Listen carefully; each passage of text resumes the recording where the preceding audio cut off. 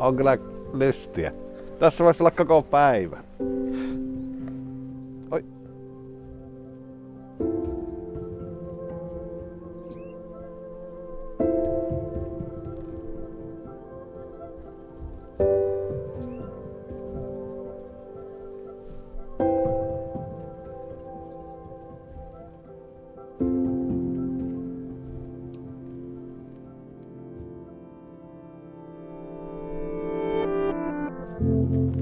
Kävikö täällä poroaitauksella eilen?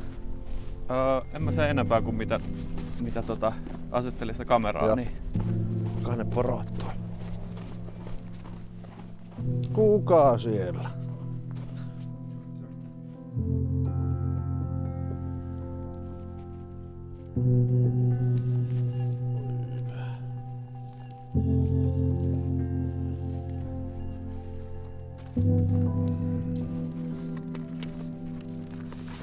Joo, taas siitä. Hermanni. Siitä, sinun kaikkea. Noin, hyvä. Tyhjä se on.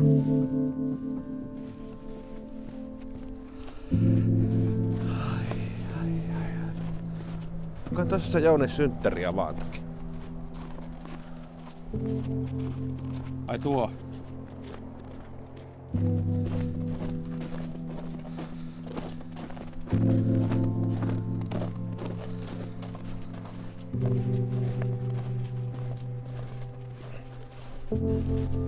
Tää. Tuossa se on. Eikö se ole tuo? Oho, onpas kaukana tosta rannasta. Niin tuo onko tämä niin matala?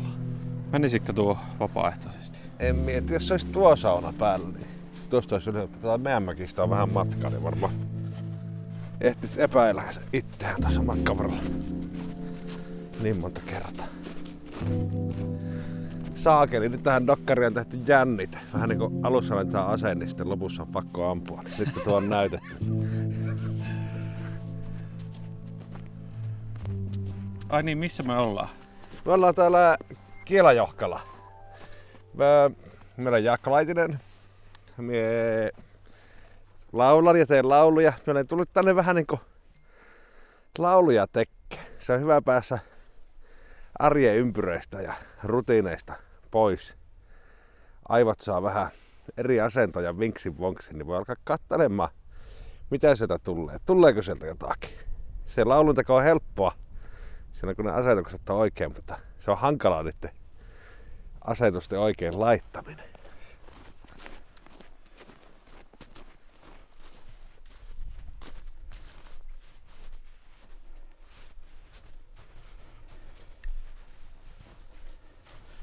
Mihinkä sä meitä johdatat? Jos täällä on semmonen erakonmaja, niin jos se löytyisi. Saattaa mun täällä on nuo keltaiset merkit sinne. Tästäkin on joku mennyt. Käydään katsoa, minne joku on mennyt.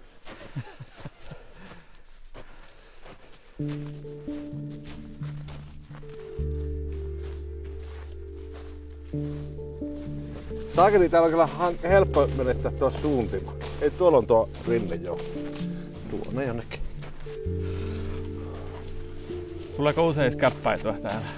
No, ei täällä nyt kauhean usein, mutta aina silloin tällä.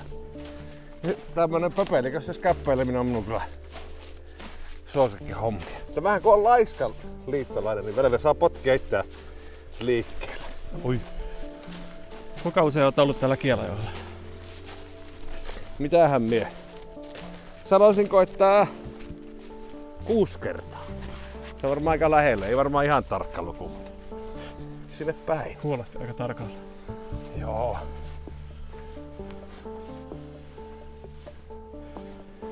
Heillä nyt se on tuo mäki. Tuolla. Kertaan tästä.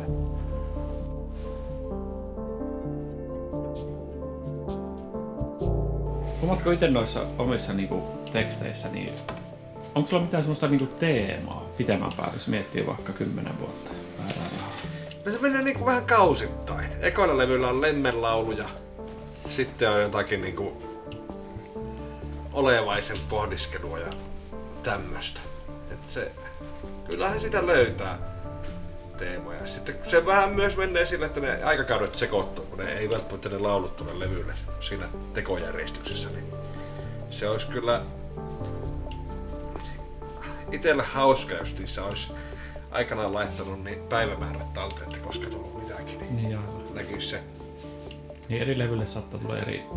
Joku vanhempi sanotus saattaa tulla uudemmalle levylle. Ja se sekoittaa sitten. Niin. Joo. Tavallaan kun siinä näkisi sitten, miten niitä teemoja kehittelee. Ja jotkut sanottajakaverit tiedän, että ei viitti, että me on tehnyt jo tästä aiheesta laulaa, että viitti tehdä auttamatta.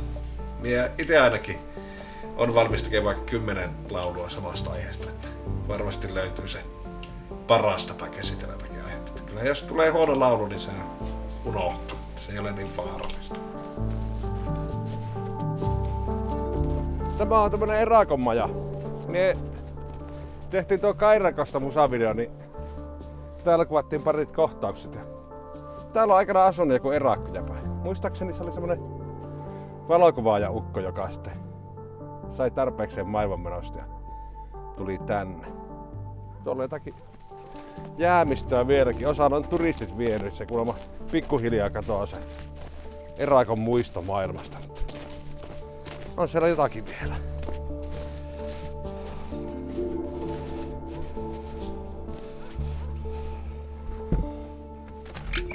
Oho, vähän pimiätä.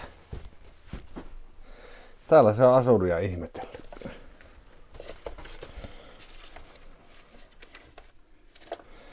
Passikin on siellä vielä. Ei täällä se erakuvalo. Se taitaa olla tuossa. Se on jännä, kun Yle Areenankin laittaa joku erakosta kertova ohjelma, niin saakeli kaikki tykkää fiilistelee sitä, kaikki kattoo. Siinä on jotakin kutkuttavaa ja kaikkia kiehtovaa ja koskettavaa, että sais elää erakkona. Tästä niin harva kuitenkin lähtee. Mutta jotenkin se vetoaa johonkin meistä, että voisi niinku sanoutua irti tuosta kaikesta. Mutta täällä sitten talvet olla. Ja kyllähän sitä ihminen seuraakin tarve. Se on se elämässä se kultaisen keskitie ja jingin ja jangin löytäminen. Niin. Hakua. Mietitkö talven asuisi täällä? Varmaan tulisi hyvät biisit.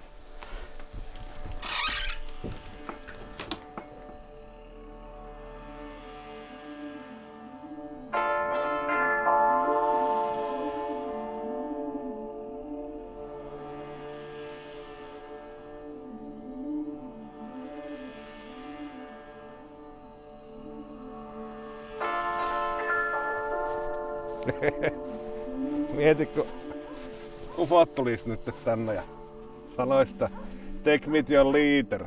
Sitten miettii joo, että tässä on liiteri, että humanoidi on hyvä ja menee sinne.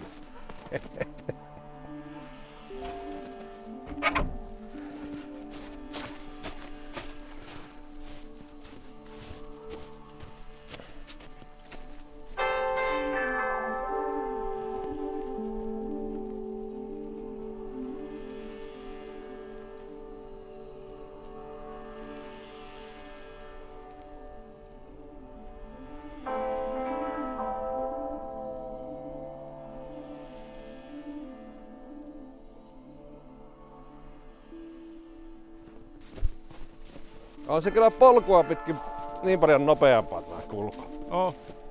Se hyvä, että ihminen on keksinyt tie. Vai kyllähän porokki tekee polkuja ja murhaisekin. Suuri taiteilija, suuret näköalat.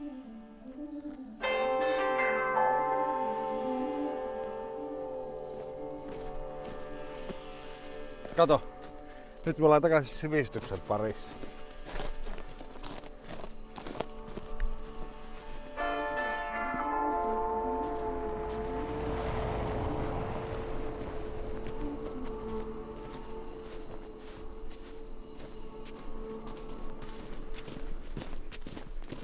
Vielä yhdet kupilliset kahvia. Joo. Mennyt tähän.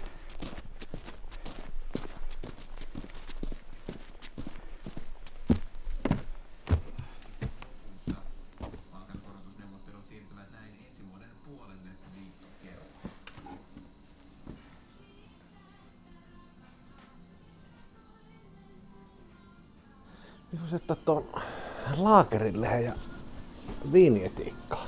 Laagerille?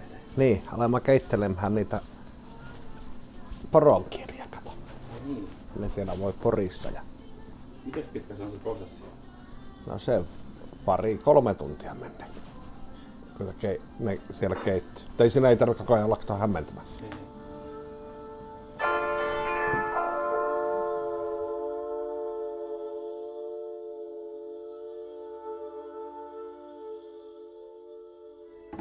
Tehdään poronkieliä.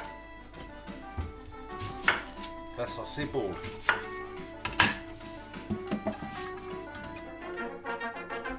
Nyt ne pitää ajaa melodiat pään sisälle. Repeattiä vaan hulluna. Ja jos joku niistä alkaa puhuttelemaan, niin sitten sitä yhtä biisiä vaan repeattiä. Nyt nää tuossa taustalla, mikä sitten muu on. Onko sulla monta biisiä, mitä sä soitat taustalla?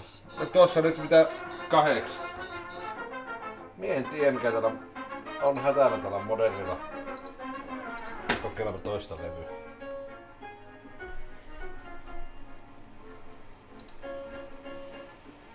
Joo. Joku se oli tässä levyssä, ettei se tykännyt sitä. Kokkaatko usein, kun teet sanotuksia?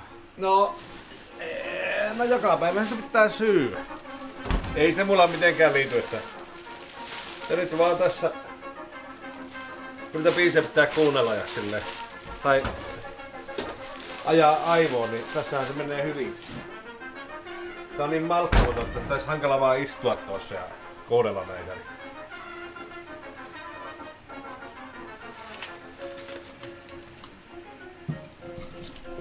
Täällä on pakurikää päästä. Vähän isona klöntteinä, mutta nyt se on tänne.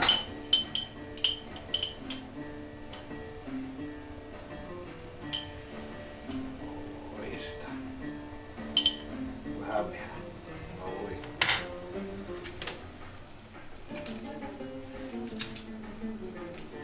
Laakerille sipulit sinne meni ja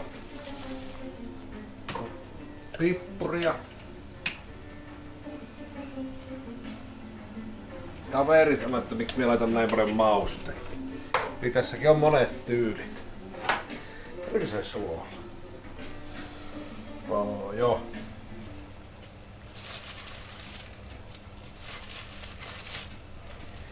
Lisäohjeessa oli vielä sitruunaa. Kostaa vähän ouvolla. Tää pitää suvun resepteillä mennä. Sitten vaan kielet sinne.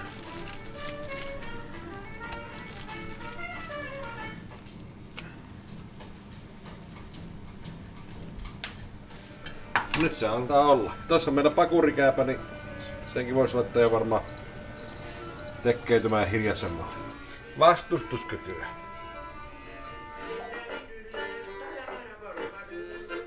Tämä on Markon demo.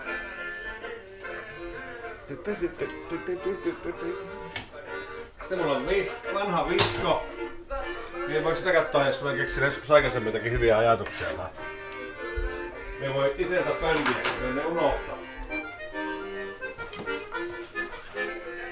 Tämä viha on tainnut käydä läpi aika tarkkaan.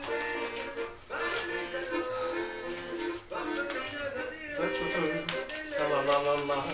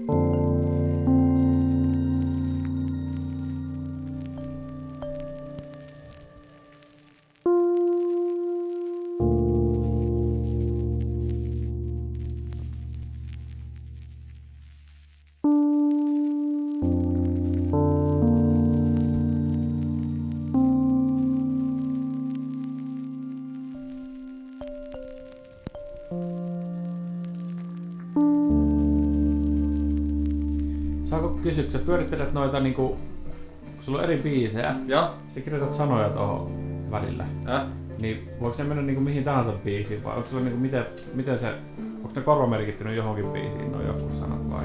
No tässä ei, nyt mietin sitä, että minä katselin noista vanhoista muistiinpanoista jotakin niinku ajatuksia ja oivalluksia. Minä laitoin ne tähän niinku samoille sivuille. Ja sitten samalla kun niitä pyörittelee ja kuuntelee noita, niin vähän niinku makustelee, että mikä sopisi yhteen. Vielä välillä ne sujahtaa niinku johonkin säveleen, mutta vielä ei ole sitä tapahtunut.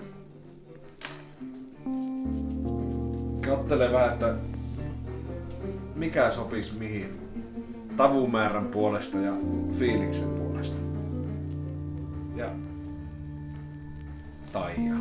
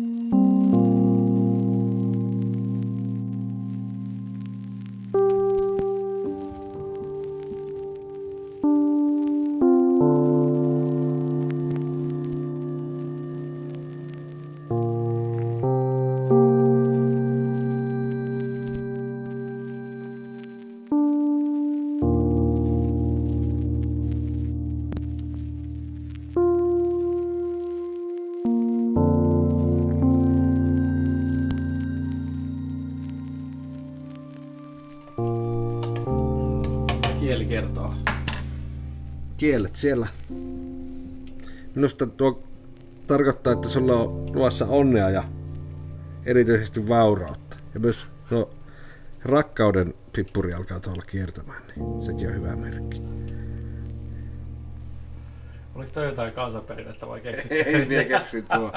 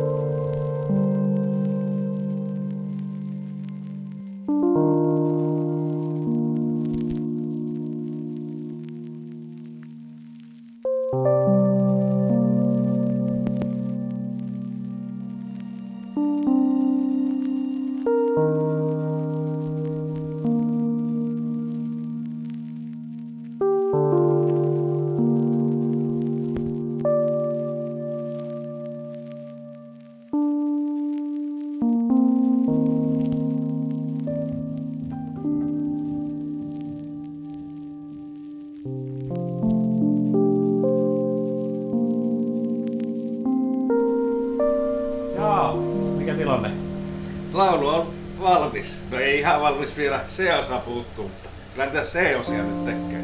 On kuitenkin A ja B-osaa kaksi molempia. Moni ei pääse elämässä siihenkään asti. C-osaa? Niin. Ei kun että sais 2 A ja 2 B-osaa. No näin, joo. Joo. Meipä vielä kokeilen saa se C-osa, niin on se sitten vielä makiampi ottaa pikku palkinto. Kyllä me otettiin jo välipalkinto tuossa.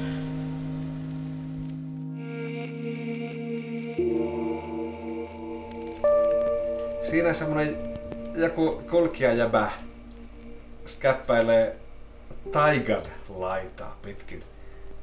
Niin ja tässä siellä löytää vilvoittavan veden ja menee sitten pikku polku tulee siinä perässä kun hän kulkee.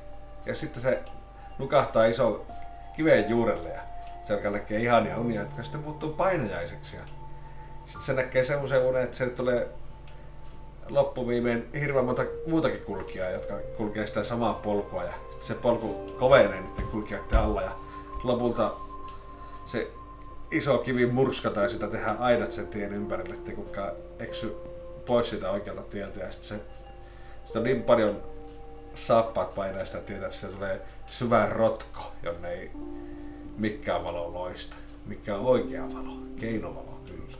Se tuommoinen.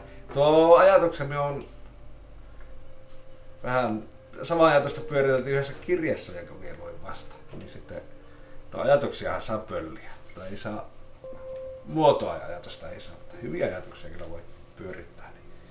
Tuo taitaa olla joku siperialainen kansansatu tai tämmöinen. Katsotaan mitä löytyy ja sen mukaan laittaa. Saatko C-osan tehtyä? En mie saanut, mutta mulla on siihen ajatus. Että me pyydän Ilkalta, että saako se osa olla biisin lopussa. Säveltäjä päättää. Mitä sieniä nää oli? Kosteikkovahveroita. En oo koskaan poiminut, mutta niitä oli siellä tarjolla. Niin...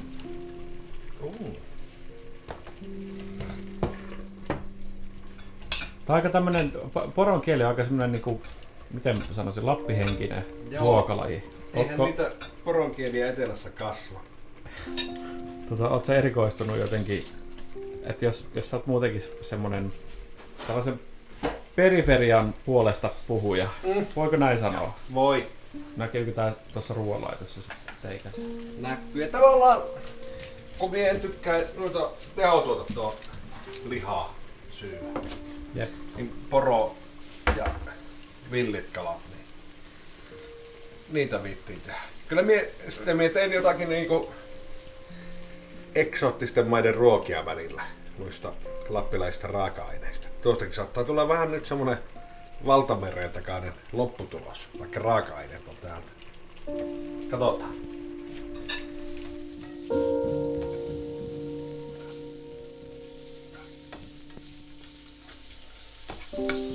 Joka keitetyn paistaa se makian maista.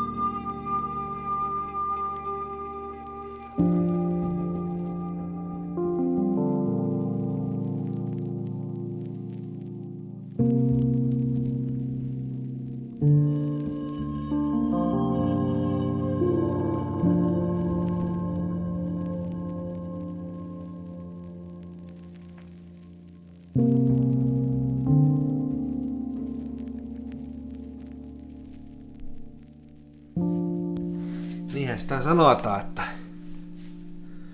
palava tuli, virtaava vesi, leikkivä lapsi ja pakkaava nieppi. Mitä kaikkea voi tuijottaa loputtoman kauan.